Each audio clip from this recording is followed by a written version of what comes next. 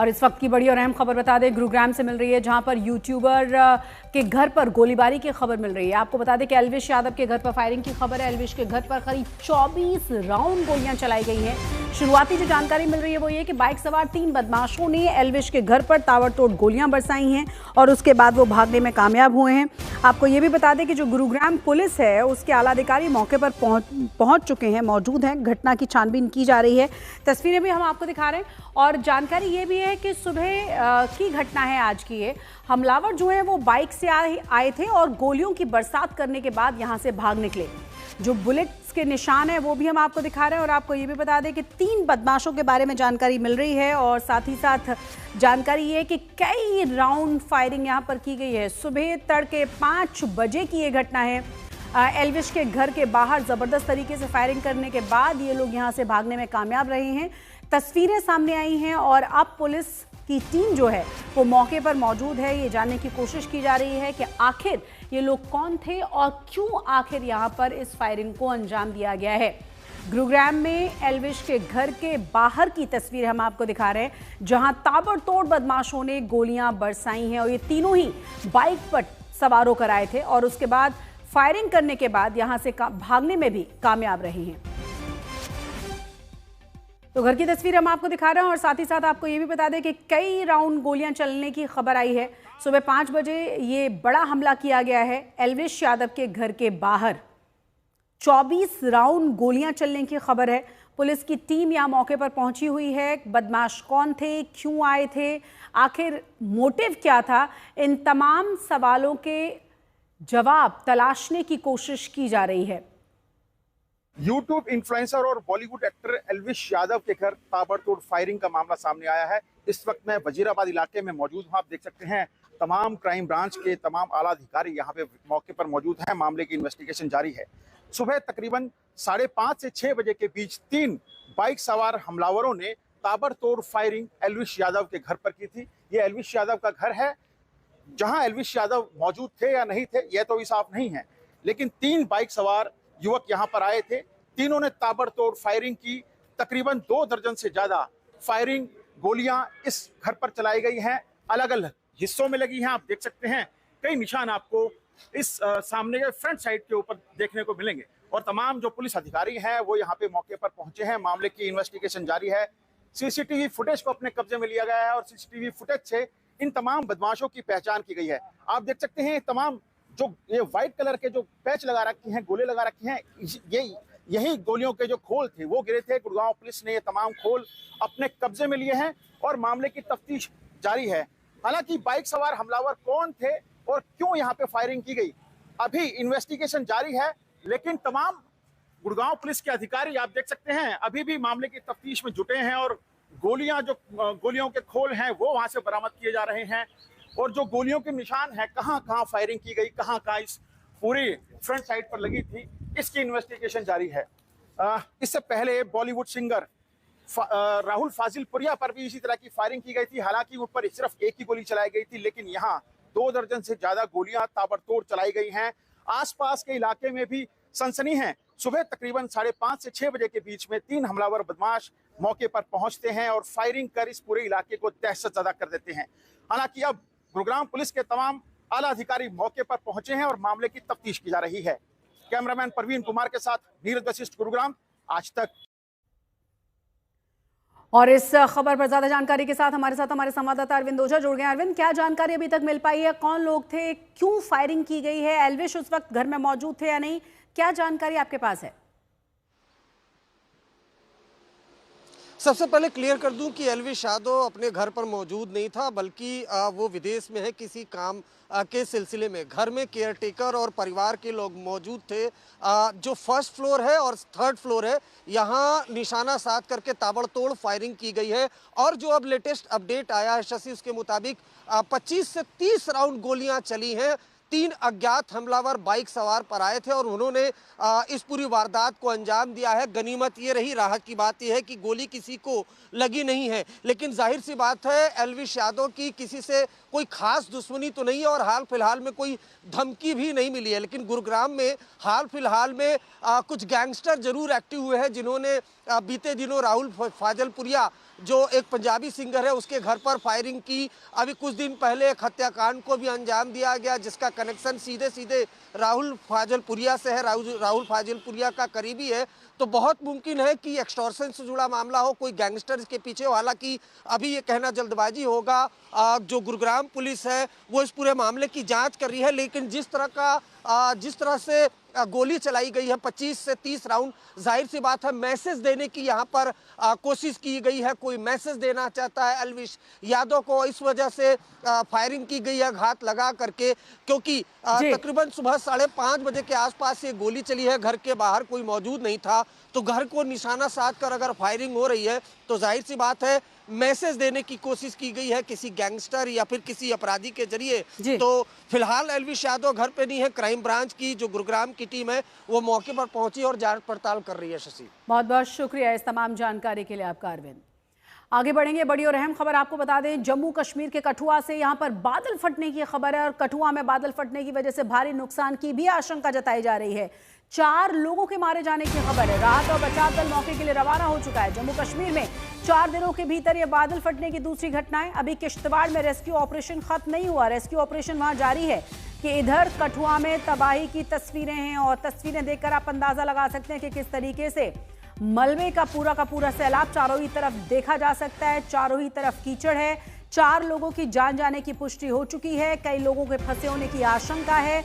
राहत और बचाव के लिए लगातार टीमें यहां पहुंचने की कोशिश में हैं और ऐसे में सबसे बड़ी जो मुश्किलें आती हैं वो ये कि इन इलाकों तक पहुंचने में बहुत ज़्यादा कठिनाइयां तमाम एसडीआरएफ, एनडीआरएफ या लोकल प्रशासन की टीमों को भी होती है, क्योंकि सड़क के जो रास्ते हैं पूरी तरह से ध्वस्त हो चुके होते हैं। चारों तरफ सिर्फ और सिर्फ मलबा और दलदल रहता है, तो वहां तक पहुंचना भी कठिनाइयों भरा रहता है और लगातार हो रही बारिश और ज्यादा मुश्किलों को बढ़ा देती है। अभी देखिए किश्तवाड़ में जिस तरह के हालात पैदा हुए हैं, किश्तवाड़ में जिस तरह की तबाही देखी गई है, वहां रेस्क्यू ऑपरेशन अभी खत्म नहीं हुआ है। 65 से ज्यादा वहां शवों को बरामद किया गया है। अब दूसरी तरफ जो तस्वीर है वो है कठुआ से। जरा तस्वीरें देखकर अंदाजा लगाइए, बादल यहां पर भी फटा है और उसके बाद मलबों का चारों तरफ सैलाब देखा जा रहा है। लोग अलग अलग जगहों से निकलकर सुरक्षित जगहों पर पहुंच रहे हैं। 4 लोगों के मारे जाने की पुष्टि हो चुकी है, कई लोगों के लापता होने की खबर है और अचानक से बादल फटने के बाद तबाही की जो तस्वीरें हैं वो वाकई में दहला देने वाली हैं, परेशान कर देने वाली हैं। टापू बने गांव रास्ते बह चुके हैं। रेस्क्यू में इसीलिए बहुत ज़्यादा परेशानी है क्योंकि अभी भी लगातार बारिश हो रही है और यहाँ तक पहुँचना हमेशा की तरह, हर बार की ही तरह बहुत ज़्यादा मुश्किल भरा हो चुका है, क्योंकि बादल फटने के बाद आसपास सैलाब आने की वजह से जो तमाम जोड़ने वाले मार्ग हैं, चाहे वो छोटे रास्ते हो या बड़े, पूरी तरह से ध्वस्त हो जाते हैं। ज्यादा जानकारी के साथ हमारे संवाददाता सुनील जी भट्ट जुड़ गए। सुनील जी, क्या और जानकारी मिल रही है और कितने बजे की यह घटना है? सुनील जी भट्ट, आप सुन पा रहे हैं मुझे?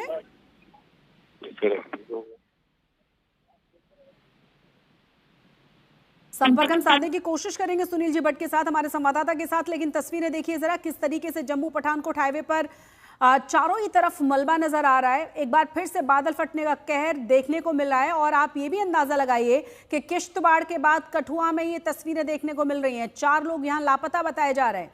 किश्तवाड़ का अभी रेस्क्यू ऑपरेशन खत्म नहीं हुआ है। एसडीआरएफ, एनडीआरएफ और लोकल प्रशासन की टीमें लगातार वहां पर लगी हुई हैं। तमाम शवों को बाहर निकाला जा रहा है और अब जानकारी ये है कि 4 लोगों की यहां पर मौत हो चुकी है कठुआ में और कई लोग लापता हैं। कठुआ जिला से इस समय की बड़ी खबर, 3 जगह बादल फटने के कारण कई घर हुए तबाह। मैं आपको बता दूं, इस समय मैं ग्राउंड जीरो पे खड़ा हूं घाटी गांव में, जहां बीती रात लगभग 12:30 बजे के करीब बादल फटने के कारण लोगों के घरों में घुसा पानी और लोगों के घरों को कर दिया तबाह, जिसमें लगभग करोड़ों का जहां लोगों का नुकसान हुआ है। कई घर इनके तबाह हुए हैं। शुक्र है भगवान का कि कोई जान का जहां नुकसान नहीं हुआ है। सुदर्शन भार्गव, आज तक, कठुआ। तो देखिए, कई जगहों पर बादल फटने की खबर आई है। 4 जगहों पर बादल फटा है। कई जगहों पर नुकसान नहीं हुआ है, लेकिन कई जगहों पर ज़्यादा नुकसान है। कहा यह जा रहा है कि 4 जानें जा चुकी हैं, कई लोग लापता हैं। लेकिन देखिए किस तरीके से तबाही मची है। पुल का पूरा हिस्सा आप बहते हुए देखेंगे और चारों ही तरफ दलदल नजर आ रहा है। इस तरह के हालात बादल फटने के बाद पैदा हो जाते हैं। ज्यादा जानकारी के साथ हमारे संवाददाता सुनील जी भट्ट एक बार फिर से जुड़ गए हैं। सुनील, क्या जानकारी है, कहां पर अभी आप हैं और किस तरह से रेस्क्यू ऑपरेशन यहां किया जा रहा है? जी शशि, इस समय मैं मौजूद हूं जम्मू कश्मीर के किश्तवाड़ ज़िले में और यहां पर अगर हम बात करें राहत और बचाव कार्य की तो आज चौथा दिन है इसका। लेकिन वहीं जम्मू कश्मीर को एक और त्रासदी झेलनी पड़ रही है। कठुआ ज़िले में भी बादल फटा है, जिसके कारण वहां पर भीषण बाढ़ आई है। जो अब तक जानकारी हमें मिली है उसके अनुसार ये बात सामने आई है कि 4 लोगों ने अपनी जान गंवाई है कठुआ में और 6 अन्य लोग जो हैं वो जख्मी हुए हैं। जख्मी जो लोग हुए हैं उनको अस्पताल भेज दिया गया है। वहीं अगर हम देखें तो से वहां उस पूरे क्षेत्र में जो है काफी नुकसान हुआ है, काफी क्षति हुई है। कई मकान जो हैं वो बह गए हैं। वहीं दूसरी तरफ जो जम्मू पठानकोट राष्ट्रीय राजमार्ग है, जो कि एक महत्वपूर्ण राजमार्ग है, उसे भी काफी नुकसान हुआ है। और साथ ही में जो रेलवे ट्रैक है वहां पर भी नुकसान बताया जा रहा है कि वहां पर भी काफी नुकसान हुआ है। वहीं कठुआ पुलिस स्टेशन जो है वो पानी में बह चुका है। प्रशासन की तरफ के अगर हम बात करें तो प्रशासन ने कई जो रेस्क्यू टीम्स हैं वो मौके पर पहुंचा दी है, चाहे एसडीआरएफ हो, एनडीआरएफ हो।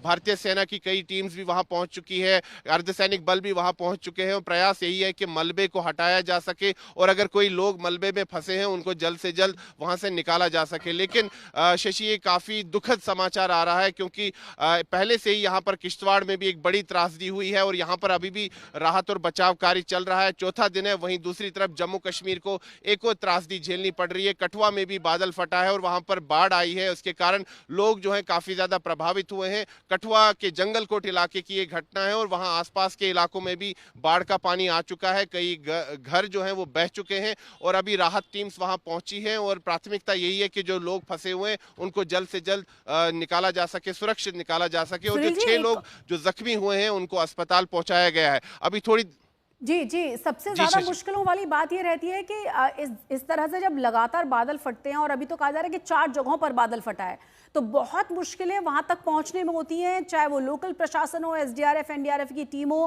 क्योंकि छोटे बड़े मार्ग पूरी तरह से ध्वस्त हो जाते हैं, सड़कें बह जाती हैं और चारों तरफ सिर्फ दलदल नजर आता है। ऐसे में जो ये इलाका है भौगोलिक तौर पर किस तरह का है, यहां तक पहुंचना कितना मुश्किल, कितना आसान, और सबसे बड़ी बात यह है कि लगभग कितने लोगों की आबादी इस इलाके में रहती है जो प्रभावित हुई होगी? जी शशि, मैं आपको बता दूं कि अगर हम यहाँ किश्तवाड़ ज़िले की बात करें, जहाँ पर ये यहाँ भीषण बाढ़ आई है, जो कि यहाँ पर बादल फटा था बृहस्पतिवार को, ये काफ़ी दुर्गम स्थान है। यहाँ पर ऊंचे पहाड़ हैं और रास्ता भी यहाँ पर काफ़ी दुर्गम है।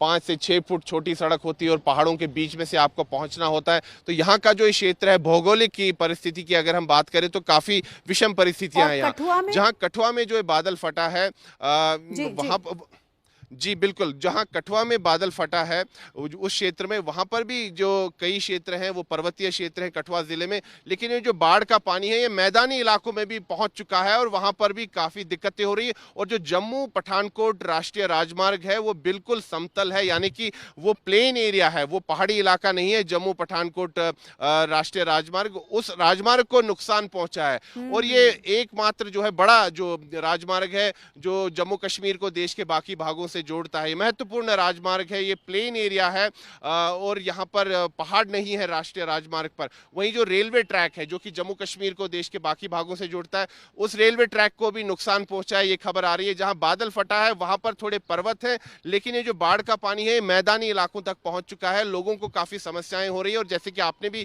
कहा कि जब ऐसी स्थिति होती है, बाढ़ आ जाती है, तो तब रेस्क्यू टीम्स को भी उन स्थानों पर पहुंचना काफी कठिन होता है। लेकिन रेस्क्यू टीम्स में जो है है कई विशेष उनको ये ट्रेनिंग दी जाती है कि इन परिस्थितियों में कैसे पहुंचा जाए। है तो वाकई में, स्थिति लेकिन जो है बहुत ज्यादा जो इस समय चैलेंजेस बढ़ जाते हैं। बहुत शुक्रिया आपका इस तमाम जानकारी के लिए। अगली खबर की ओर हम बढ़ रहे हैं क्योंकि ये बड़ी और अहम खबर है हिमाचल के मंडी से, जहां पर फ्लैश फ्लड ने भारी तबाही मचा दी है। पनारसा, टकोली और नगवाई में इतनी बारिश हुई है कि गाड़ियां यहां बहती हुई नजर आई हैं, घरों में पानी घुस चुका है, नदी नाले उफान पर है। मंडी पर कुछ दिनों में कुदरत की फिर से मार पड़ी है। तस्वीरें देखिए और अंदाजा लगाइए कि किस तरीके से फ्लैश फ्लड ने वहां एक बार फिर से तबाही मचाई है। जो इलाके बुरी तरह से प्रभावित हुए हैं वो इलाके भी हम आपको दिखा रहे हैं। फ्लैश फ्लड में मंडी में अलग अलग जगहों को भारी नुकसान है। जानकारी ये मिल रही है कि यहाँ पर गाड़ियाँ बहती हुई नजर आई हैं। इन इलाकों में है टकोली, नगवाई और पनारसा। ये तमाम ऐसे इलाके हैं जहां जबरदस्त तरीके से फ्लैश फ्लड ने एक बार फिर से जनजीवन को अस्त व्यस्त कर दिया है। आपको याद होगा, आपसे कुछ ही दिनों पहले फ्लैश फ्लड की वजह से, बादल फटने की वजह से ज़बरदस्त तबाही यहाँ पर हुई थी। बड़ी संख्या में लोग यहाँ से प्रभावित हुए थे, सुरक्षित जगहों पर उन्हें पहुँचाया गया था और ज़बरदस्त तरीके से यहाँ सब कुछ मलबे में तब्दील हुआ था। और एक बार फिर से यहाँ कुछ ही दिनों के भीतर फ्लैश फ्लड की तबाही की तस्वीरें नज़र आ रही हैं।